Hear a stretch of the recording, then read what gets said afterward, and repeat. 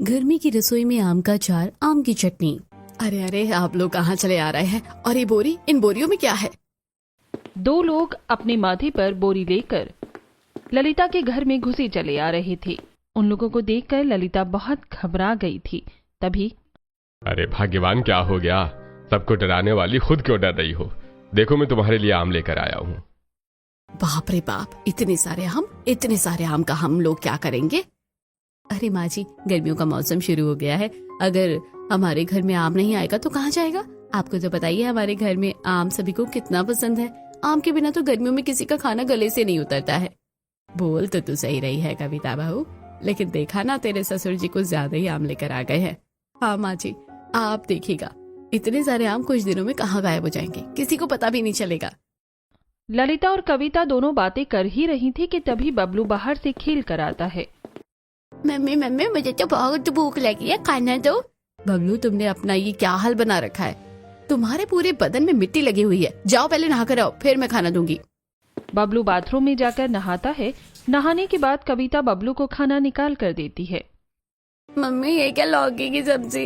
मुझे लौकी की सब्जी बिल्कुल पसंद नहीं है। हाँ, मुझे आम का अचार रोटी दे दो ना, मैं अचार रोटी खा लूंगा। ये सब्जी बहुत फीकी है। अच्छा ठीक है, मैं अचार लेकर आती हूँ।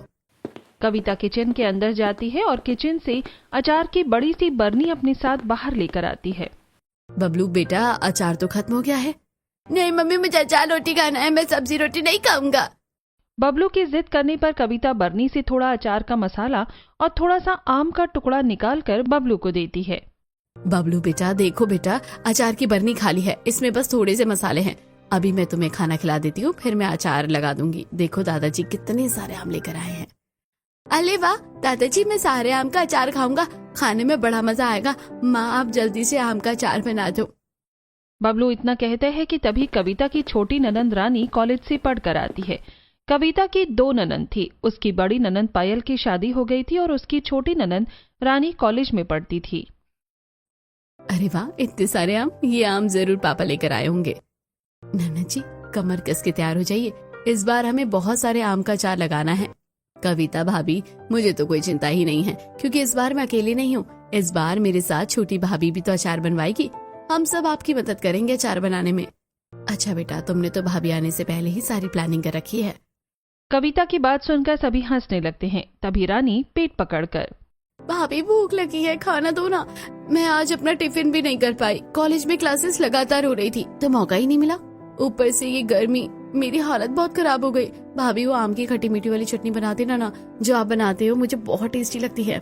अच्छा ठीक है, तुम फ्रेश हो जाओ, मैं आम की खट्टी मीठी चटनी बनाती। कविता किचन में आम की चटनी बनाने के लिए चली जाती है। थोड़ी देर बाद रानी सभी घरवालों के साथ दोपहर का खाना खाने के लिए डाइनिंग टेबल पर बैठती है। कविता सभी को चावल, अरहर की दाल, कटहल की सब्जी और आम की खट्टी मीठी चटनी बनाकर देती है। सभी खाना खाते हैं। तभी ओहो, क्या बात है भाभी, ये खट्टे मीठे आम की चटनी खाने में तो मजा ही आ गया। बस एक की कमी है। क्या भाभी? आम का अचार। आम के अचार के बिना तो गर्मी में हर खाना अधूरा लगता है। बस आम का अचार मिल जाए तो खाने का स्वाद दोगुना हो जाता है। नाना जी, चिंता क्यों करती हो? हम लोग कल ही बाजार चलेंगे अचार का मसाला लेने के लिए, और कल से आम का अचार बनाने का काम भी शुरू कर देंगे।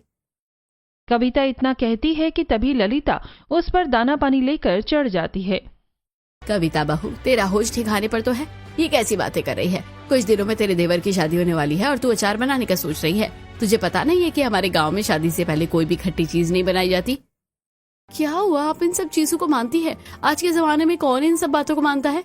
माँ जी बिल्कुल सही कह रही है रानी, मेरे दिमाग से तो निकल ही गया था कि कोई भी शुभ काम करने से पहले खट्टे आम का अचार, कोई भी खट्टा अचार नहीं बनाते हैं। इससे रिश्तों में खटास आती है, और मैं नहीं चाहती कि देवर जी की शादी में ऐसा कुछ भी हो। तो हम लोग अब शादी के बाद अचार बनाएंगे, तब तक तुम आम की चटनी से ही काम चला लो। अच्छा ठीक है भाभी, जैसा आप कहें। एक तरफ जहां जानवी के होने वाले ससुराल में अचार बनाने की तैयारी हो रही थी, तो वहीं जानवी अपने मायके में अलग ही कांड कर रही थी। जानवी, जल्दी नीचे उतर। उफ, कितनी ज्यादा गर्मी है, धूप में खड़े खड़े तो मेरी हवा ही टाइट हो गई, पसीना भी पानी की तरह शरीर से बह रहा है। तुम जल्दी आम तोड़ो। हाँ हाँ, बस हो गया, 2-4 आम बस, और तोड़ दूं? जानवी अपनी सहेली रजनी के साथ आम के बगीचे में थी।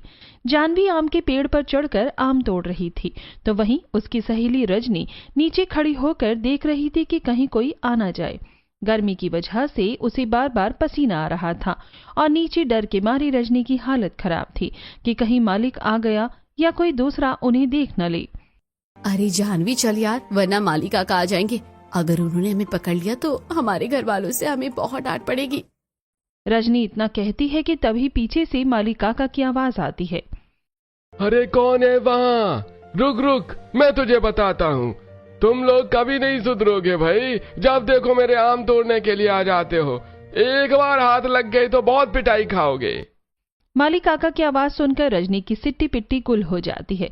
वो घबराते हुए जानवी से कहती है, यार अब बस कर, तूने बहुत आम तोड़ लिए हैं। अगर तू अभी भी नीचे नहीं आई ना तो हम लोग पकड़े जाएंगे, और अगर आम चोरी करने की बात तेरे घर वाले तक पहुंची ना तो वो तेरे साथ साथ मुझे भी बहुत डांटेंगे। रजनी तू थोड़ी देर के लिए चुप होगी?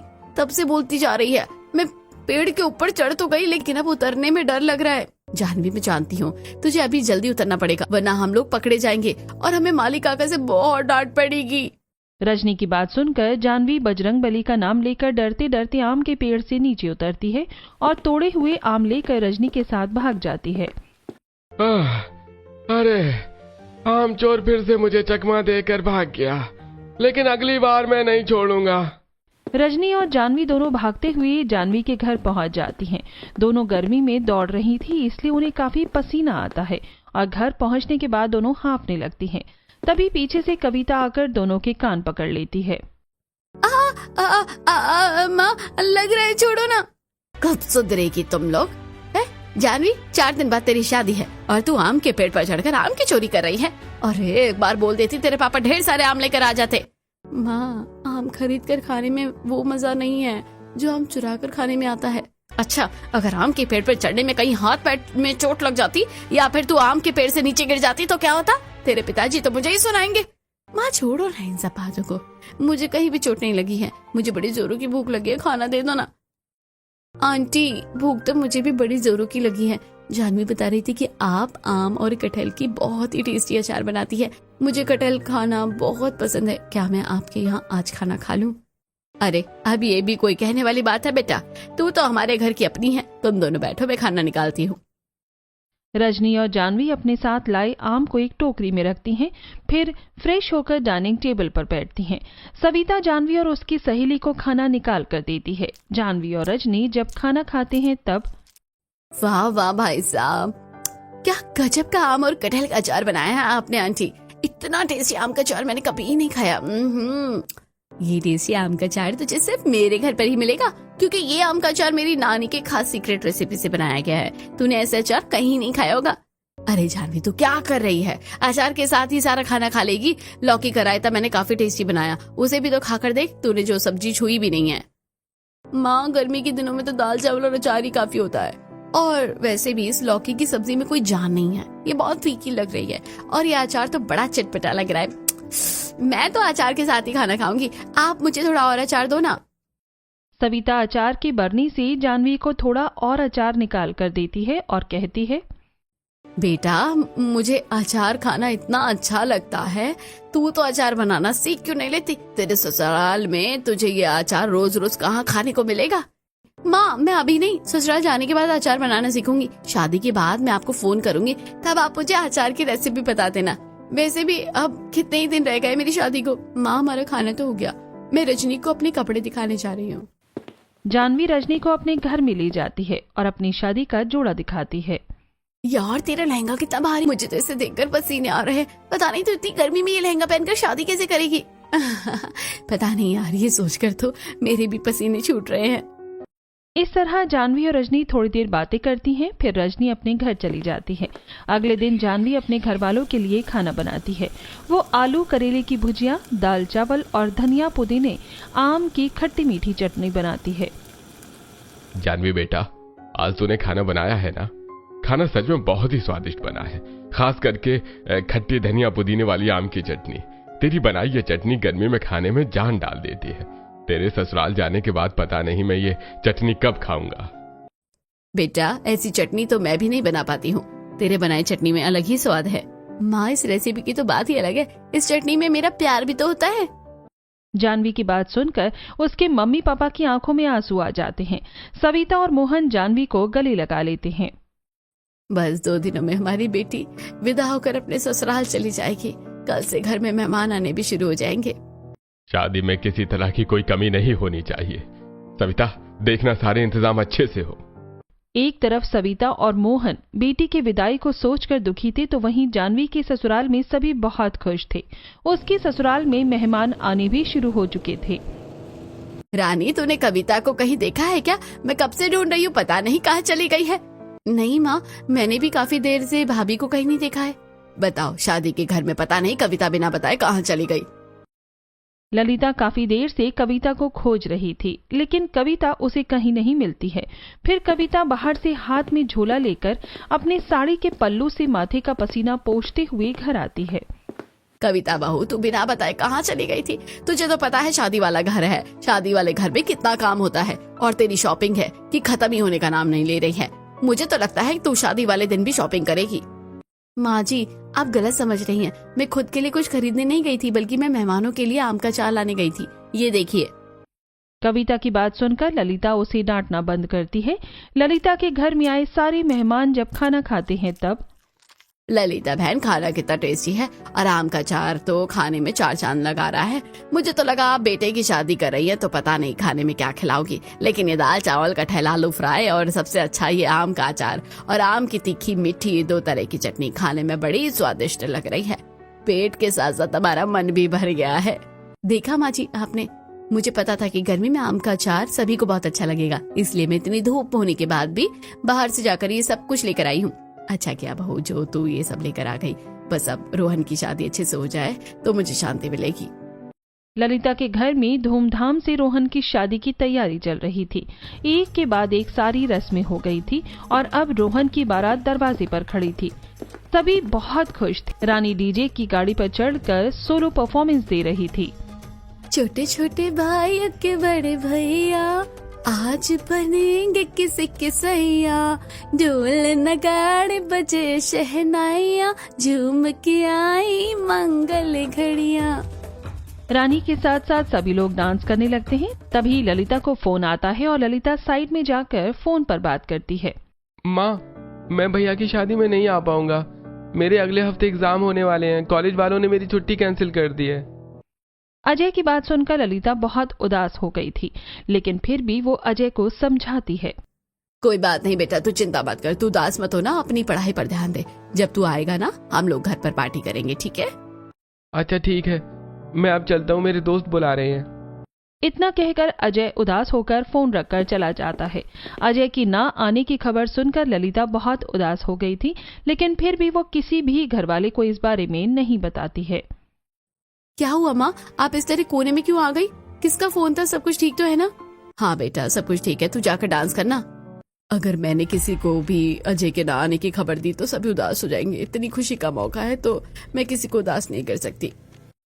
ललिता बिना किसी को कुछ बताए सबके साथ बारात लेकर जानवी के घर जाती है।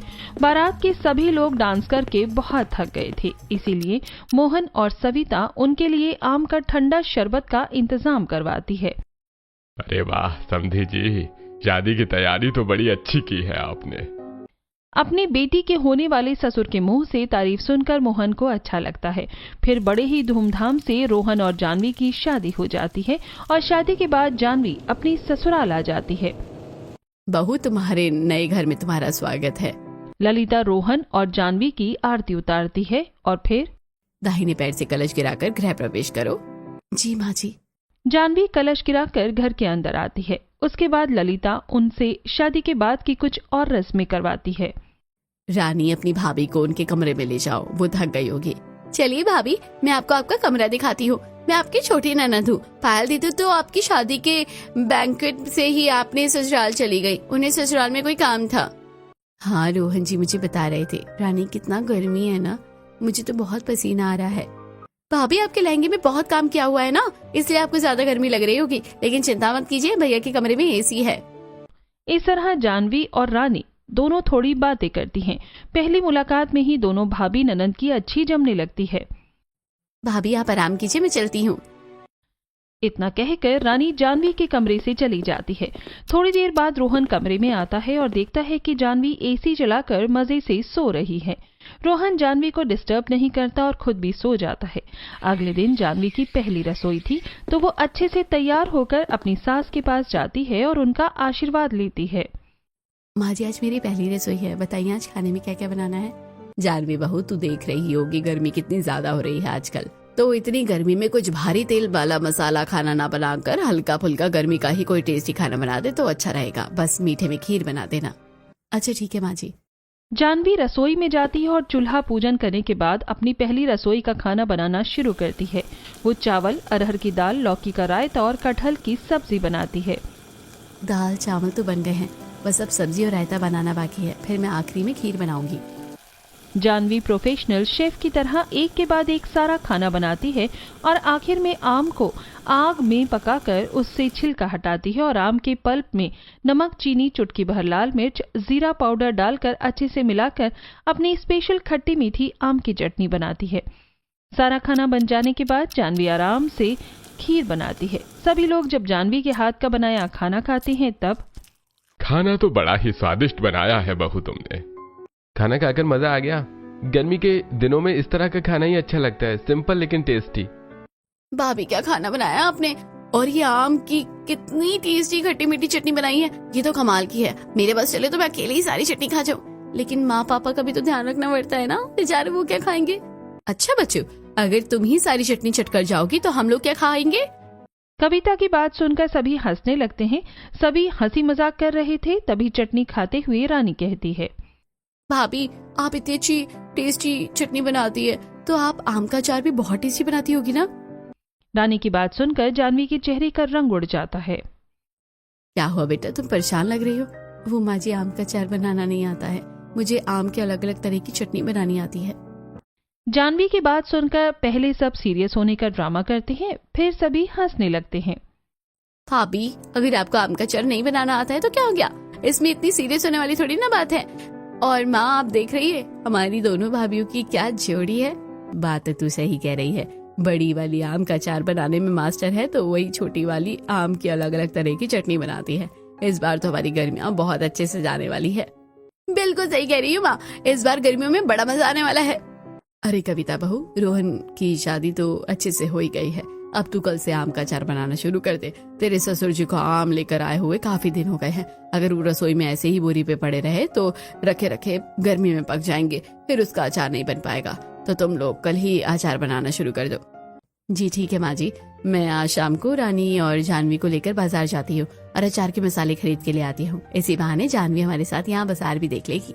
अच्छा ठीक है बहू, जानवी बहू को भी साथ में ले जाना। जानवी तू बस सर पर पल्ला रख लेना। दोपहर से शाम हो जाती है, फिर कविता, जानवी और रानी तैयार होकर बाजार जाती हैं। भाभी क्या हम लोग बाजार में किसी एक दुकान में जाकर अचार का मसाला खरीदने वाले हैं, क्योंकि मेरे मायके में तो मेरी माँ आम का अचार बनाने के लिए हमेशा एक ही दुकान से जाकर अचार का मसाला लेकर आती थी। अरे नहीं जानवी, मैं तुम्हें मसाला मार्केट लेकर जा रही हूँ, जहाँ सिर्फ मसाले बिकते हैं। यहाँ लोग स्पेशली अचार बनाने के लिए मसाला खरीदने आते हैं। कविता जानवी और रानी को मसाला मार्केट में लेकर जाती है, जहाँ एक तरफ मसाले बिक रहे थे। तीखी मिर्च, हल्दी, धनिया की खुशबू पूरे हवा में फैली हुई थी। आज मसाले की कितनी स्ट्रॉन्ग खुशबू आ रही है, ये मसाले की महक तो नाक में गुदगुदी कर रही है। मसाले की महक तो मुझे भी बहुत पसंद है, और यहाँ तो हर तरफ मसाले ही मसाले हैं। रानी, जानवी चलो दुकान पर चलते हैं, क्योंकि इस दुकान के मसाले काफी अच्छे होते हैं। ये लोग बिल्कुल राजस्थानी तरीके से मसाला बनाते हैं। कविता अपनी देवरानी और ननन के साथ उस दुकान पर जाती है। भैया जी पहचाना आपने, मैं कविता। मुझे 25 किलो आम का अचार बनाने के लिए मसाला दे दीजिए, हमारा वही स्पेशल वाला मसाला दीजिएगा। कविता के कहने पर मसाला बेचने वाला आदमी एक एक 2-2 किलो पैक करने लगता है। कविता दुकान वाले को पैसे देती है और फिर सारे मसाले लेकर घर आ जाती है। रात में कविता और जानवी खाना बनाती हैं, फिर सभी खाना खाकर सो जाते हैं। अगले दिन कविता रसोई में रखे आम की दोनों बोरी खोलती है और रसोई के फर्श पर सारा आम फैला देती है। भैंस की आम, क्या हमें इतने सारे आम का अचार बनाना पड़ेगा? इतने सारे आम का हम लोग क्या करेंगे? इतना बड़ा हमारा परिवार है, उसके हिसाब से तो 2-3 बरनी आम हमारे लिए काफी है। अच्छा, अभी तो तुम कुछ जानती नहीं हो। अरे बहू, तुम लोग बातें ही करती रहोगी या जल्दी जल्दी काम भी करोगी? बहुत सारा काम करना है। अभी रानी कॉलेज गई हुई है, कॉलेज से आकर वो अचार बनाने में तुम दोनों की मदद करेगी। माँ जी बिल्कुल सही कह रही है, हमें जल्दी काम करना होगा। जानवी चलो हम लोग आम धोना शुरू करते हैं। जानवी और कविता दोनों रसोई के जमीन में बैठकर एक बड़े गमले में पानी भरकर उसमें आम को धोना शुरू करती हैं। एक साथ मिलकर काम करने की वजह से दोनों कम टाइम में वो काफी सारे आम धो लेती हैं। तभी रानी कॉलेज से पढ़कर आती है। अरे वाह, आप दोनों भाभी ने मिलकर तो आधा काम आसान कर दिया। चलिए अब हम लोग आम को काट लेते हैं। रानी, जानवी और कविता तीनों रसोई में बैठकर आम को छोटे छोटे टुकड़ों में काटती हैं और एक बड़ी सी परात में सारे कटे हुए आम को रखती हैं। भाभी क्या हम लोगों को इतने सारे आम का मसाला तैयार करना होगा? और नहीं तो क्या देवरानी जी, ये आम हमने देखने के लिए थोड़ी ना काटे हैं। हमारे घर में साल भर के लिए आम का अचार गर्मियों में ही बनाया जाता है। कविता की बात सुनकर जानवी चुप हो जाती है और फिर कविता, जानवी और रानी मिलकर साड़ी में रखे आम लेकर उसे धूप में फैलाने के लिए चली जाती हैं। आउच, आउच, ये छत का पक्का कितना गर्म है। यहाँ खड़े होने में तो मेरे पैर जल रहे हैं। रानी तुम छत पर चप्पल पहनकर नहीं आई तो पैर जलेगा ही ना, और नहीं तो क्या होगा। जाओ जाकर चप्पल पहन के आओ, तब तक मैं और देवरानी जी आम को फैलाते हैं। रानी अपना पैर जलने से बचाते हुए भागते हुए चप्पल पहनने के लिए नीचे जाती है। तभी इतने सारे आम से तो 10-15 बरनी अचार बनेंगे, मतलब 1-2 साल तक हमें अचार नहीं बनाना पड़ेगा। जानवी की बात सुनकर और कविता को हंसी आ जाती है, लेकिन वो कुछ कहती नहीं है। तभी कविता की पड़ोसी विमला चाची उनके अचार को देखकर कहती है, अच्छा हुआ कविता बेटा तूने अचार लगा दिया, वरना मैं तुझे कुछ दिन में बोलने ही वाली थी। तुझे पता है पिछले साल जो तुमने मुझे अचार की बरनी दी थी ना, वो खत्म होने वाली है। इस बार जब अचार बन जाए तो मुझे देना, तुम्हारा बनाया हुआ अचार बहुत ही टेस्टी होता है। हाँ क्यों नहीं आंटी जी। अरे ये क्या भाभी, ये आंटी जी तो पूरी की पूरी बरनी मांग रही है। अरे ये तो सिर्फ शुरुआत है देवरानी जी, आगे आगे देखिए होता है क्या। कड़ी धूप में आम को सूखने के लिए डालने में ही जानवी और कविता की हालत खराब हो जाती है। दोनों अपना काम खत्म करके पसीने में लथपथ होकर नीचे आती हैं। बाप रे, मैं तो बहुत थक गई हूँ, अभी तो मसाला भी तैयार करना है। अरे कोई बात नहीं देवरानी जी, आपको अभी मसाला तैयार करने की कोई जरूरत नहीं है। अभी तो 1-2 दिन हमें आम को अच्छे से सुखाना है। हम लोग कल आम का मसाला तैयार करेंगे। शाम तक आम काफी हद तक सूख जाते हैं। जानवी और रानी मिलकर आम को छत से उतार कर ले आती हैं। रात में सभी खाना खाकर सो जाते हैं। अगली सुबह रानी आज बहुत ज्यादा गर्मी है, दोपहर तक हमारी हालत बहुत खस्ता हो जाएगी। तुम आज सबके लिए जल्दी नाश्ता बना लो, फिर मैं अचार का मसाला तैयार कर दूंगी। कविता के कहने पर जानवी सभी के लिए नाश्ता तैयार करती है। सभी लोग नाश्ता करते हैं और अपने अपने काम पर चले जाते हैं। तब कविता किचन में आकर बड़ी सी कढ़ाई में सौंफ, मेथी दाना, राई, कलौंजी को हल्का भून लेती है और फिर मसाले को ओखली में डालकर उसे खूब कूटती है। मसाला तैयार हो जाने के बाद रानी, जानवी और कविता मिलकर बड़ी बड़ी बरनी में सूखा हुआ कच्चा आम डालती हैं और फिर उसमें मसाला मिलाती हैं। भाभी देख रही हो, 15-20 बरनी आम का अचार तैयार हो गया है। मुझे तो देखकर ही इसे खाने का मन कर रहा है। अरे इतनी भी क्या जल्दी है देवरानी जी, रुको जरा सब्र करो, अभी तो ये बना भी नहीं है, इसमें तेल डालना भी तो बाकी है। कविता लोहे की कढ़ाई में सरसों का तेल गर्म करती है और उसे ठंडा करने के बाद उसे सारे अचार की बरनी में डाल देती है। अब हमारा आम का अचार तैयार हो गया है, बस अब इसे कुछ दिनों तक धूप में दिखाना होगा, फिर ये पूरी तरह से तैयार हो जाएगा। जानवी, रानी चलो एक एक करके सारी बरनी रसोई से छत पर ले जाकर रखते हैं। तीनों मिलकर सारी बरनी छत पर जाकर रखती हैं। ऐसे ही दिन गुजरते हैं। कुछ दिन धूप दिखाने के बाद कविता का आम का अचार तैयार हो जाता है। एक दिन कविता रसोई में खाना बना रही थी। खाना बनाने के बाद वो सभी को खाना देती है और फिर रसोई से आम के अचार की बरनी लाकर आम का अचार निकाल कर देती है। तब वाह भाई वाह, कविता इस बार तो तुमने बहुत ही टेस्टी अचार बनाए। हर बार से ज्यादा स्वादिष्ट है इस बार का अचार। अमित जी, इस बार मैंने सिर्फ अकेले मेहनत नहीं की है, बल्कि मेरी देवरानी और ननद जी ने भी अचार बनाने में बहुत मदद की है। उनकी वजह से तो इस बार अचार इतना जल्दी बन पाया है। कविता इतना कहती है कि तभी विनोद के साथ आ रही पायल कहती है, कविता भाभी, क्या भैया को ही सिर्फ अपने हाथ का बनाया हुआ आम का अचार खिलाओगी? देखिए हम आपके हाथों का आम का अचार खाने के लिए कितनी दूर से आए हैं। आइए ना ननद जी, हम लोग तो कब से आपका ही इंतजार कर रहे थे। नहीं भाभी, मैं खाना नहीं खाऊंगी, थोड़ा रुक कर खाना खाऊंगी, वैसे भी बहुत गर्मी लग रही है। पायल बाहर से गर्मी से आई थी, इसीलिए जानवी जल्दी से रसोई में जाकर पायल के लिए ठंडा ठंडा आम पन्ना बना कर लाती है और पायल को पीने के लिए देती है। दीदी आप ये आम पन्ना पीजिए, आपको बहुत अच्छा लगेगा। पायल आम पन्ना पीती है जिससे उसे फ्रेश फील होता है। अरे वाह भाभी, आपका बनाया आम पन्ना पीकर तो मुझे काफी अच्छा लग रहा है। वरना तो मुझे इतनी देर से सुस्ती लग रही थी। कविता बहू 2 बरनी आम का अचार पायल के ससुराल भेज देना और 2 बरनी आम का अचार मेरे अजय के हॉस्टल भी भेज दो। ठीक है माँ जी, मैं आज ही इनसे बोलकर अचार कुरियर करवाती हूँ। देखना जानवी, 4 बरनी अचार तो अभी खत्म हो गई है। हाँ भाभी, मैं समझ गई। कविता अजय के हॉस्टल में अचार कोरियर करवा देती है और 2-3 दिन रहने के बाद पायल भी अपनी ससुराल अचार की बरनी लेकर चली जाती है। पायल के ससुराल में जब सभी खाना खाते हैं तो पायल अपने मायके से लाया आम का अचार उन्हें देती है। क्या बात है पायल बहू, अचार तो बड़े ही स्वादिष्ट है। सच में इस आम के अचार के साथ पतली आलू की सब्जी भी अच्छी लग रही है। हाँ माँ जी, मेरे मायके में गर्मी की रसोई में आम का अचार और आम की चटनी ही तो सबकी जान है। इसके बिना तो हमारे घर में कोई खाना ही नहीं खा पाता है। एक तरफ जहां पायल के ससुराल वाले उसके मायके से लाए आम का अचार खाकर बहुत खुश हैं, तो वहीं अजय के हॉस्टल में भी कुछ ऐसा ही हाल था। भाई, एक तो इतनी गर्मी, ऊपर से ये कैंटीन वाले कितना गंदा खाना बनाते हैं। इतना फीका खाना कोई कैसे खा सकता है। भूख तो बहुत जोर की लगी है, लेकिन खाना खाने का मन ही नहीं कर रहा है।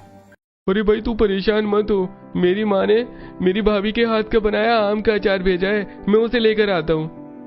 अजय अपने रूम से आम के अचार की एक बरनी लेकर कैंटीन में जाता है और अचार निकालकर रोहित को खाने के लिए देता है। आम के अचार के साथ खाना खाने के बाद, अरे वाह भाई वाह, क्या आम का अचार बनाया है तेरी भाभी ने। ऐसा आम का अचार तो मैं अपनी पूरी जिंदगी में कभी नहीं खाया। रोहित की बात सुनकर कैंटीन में खा रहे बाकी लोग भी अजय से अचार मांगने के लिए आ जाते हैं और देखते ही देखते लड़कों की पूरी लाइन लग जाती है अचार के लिए। सभी मांग मांग कर खूब आम का अचार खाते हैं, जिससे अजय की एक बरनी आम का अचार खत्म हो जाता है, जिसे देखकर अजय अपने घर पर फोन लगाता है। माँ, आपको पता है, आपने जो मुझे अचार की बरनी भेजी थी ना, उसमें से एक बरनी अचार खत्म हो गई। मेरे हॉस्टल के सभी दोस्तों ने सारा अचार खत्म कर दिया। सच में माँ, इस बार भाभी ने बहुत ही टेस्टी आम का अचार बनाया है। कोई बात नहीं बेटा, तू चिंता मत कर, मैं तेरे लिए और अचार भेज दूंगी। ठीक है माँ, लेकिन मुझे आपको एक और बात बतानी है। वो अगले महीने मेरे नीट के एग्जाम होने वाले हैं और एग्जाम देने के लिए मुझे 50,000 फीस जमा करनी पड़ेगी। अच्छा ठीक है बेटा, तू पढ़ाई कर, मैं तेरे पापा और भैया से बात करके पैसे ऑनलाइन भिजवाऊंगी। 50,000 रुपए की बात सुनकर ललिता परेशान हो जाती है। शाम को जब अमित घर आता है तब, बेटा आज अजय का फोन आया था, वो बात कर रहा था उसका एग्जाम आने वाला है, तो उसे 50,000 फीस जमा करनी होगी। 50,000 रुपए एकदम से कैसे आएंगे? अभी तो मुझे सैलरी मिलने में भी थोड़ा टाइम है। हाँ माँ, मुझे सैलरी मिली है, लेकिन वो सब तो घर खर्च में ही निकल जाता है। सभी लोग पैसों को लेकर काफी परेशान थे। तभी, आप लोग इतना परेशान क्यों हो रहे हैं? हम लोग बचत करना शुरू करते हैं ना। हम सभी अगर अपने छोटे छोटे खर्चों को कंट्रोल करेंगे तो मुझे लगता है कि काफी सारे पैसे तो ऐसे ही बच जाएंगे। जानवी बिल्कुल ठीक कह रही है, आप लोग चिंता मत कीजिए। हम गृहिणी के होते हुए आप लोगों को चिंता करने की कोई जरूरत नहीं है। अगले दिन से कविता और जानवी पूरे घर वालों के साथ मिलकर पैसा बचाना शुरू करती है। वो कटहल, सोया चाप और पनीर ये सब बनाना कुछ दिनों के लिए बंद कर देती है। वो आप अपने परिवार वालों को दाल, चावल, तोरी की सब्जी और आम का अचार देती है। आम का अचार होने की वजह से सभी खाना खा लेते हैं, लेकिन कविता परेशान थी। जानवी, घर वाले दिन में तो आम के अचार के साथ खाना खा लेंगे, लेकिन रात में अचार रोटी खाने में अच्छी थोड़ी लगती है। दीदी, मैंने उसका इंतजाम पहले ही कर लिया है। जानवी रसोई में जाती है और आम को काटकर उसे गुड़ में डालकर आम की खटाई बनाती है। पता नहीं घर वालों ने तो पहले कभी ये सब खाया ही नहीं है। दीदी, आम की खटाई के साथ रोटी तब भी कुछ अच्छी लगेगी। रात में जानवी सभी को आम की खटाई यानी आम की गुड़ वाली चटनी के साथ रोटी खाने के लिए देती है, तो सभी को खाना बहुत अच्छा लगता है। ये आम की चटनी रोटी बहुत ही टेस्टी है। हम लोग आप लोगों की वजह से बचत करते हुए भी इतना टेस्टी खाना खा रहे हैं। सभी मांग मांग कर और रोटियां खाते हैं। इस तरह जानवी और कविता मिलकर अपने परिवार वालों को सिंपल दाल चावल रोटी के साथ आम का अचार और आम की टेस्टी चटनी खिलाती है, जिससे दोनों के ससुराल वाले बिना परेशान हुए 50,000 रुपए जमा लेते हैं और अजय की फीस भर देते हैं। तुम दोनों बहू की समझदारी की वजह से बचत करते हुए हम लोगों ने इस गर्मी के मौसम में टेस्टी टेस्टी खाना खाया है। माँ जी, आप सारा क्रेडिट हमें नहीं, बिल्कुल कुछ क्रेडिट आम का अचार और आम की चटनी को भी दीजिए। उसी की वजह से तो खाने का स्वाद 10 गुना बढ़ गया है। जानवी के ससुराल वाले उससे बहुत खुश थे। ऐसे ही दिन गुजरते हैं। कुछ दिन बाद अजय एग्जाम देकर डॉक्टर बनकर आ जाता है। अजय को डॉक्टर के लिबास में देखकर सभी की आंखों में आंसू आ जाते हैं। माँ, आप लोगों की वजह से आज मैं डॉक्टर बन पाया हूँ। थैंक यू भाभी। माँ ने मुझे सब कुछ बताया कि आप लोगों ने मेरी फीस जमा करने के लिए कितनी मेहनत की है। अजय की बात सुनकर कविता और काजल दोनों बहुत खुश होती हैं। फिर दोनों मिलकर अजय को दाल चावल, अजय का फेवरेट रायता, आम का अचार और आम की चटनी खिलाती हैं।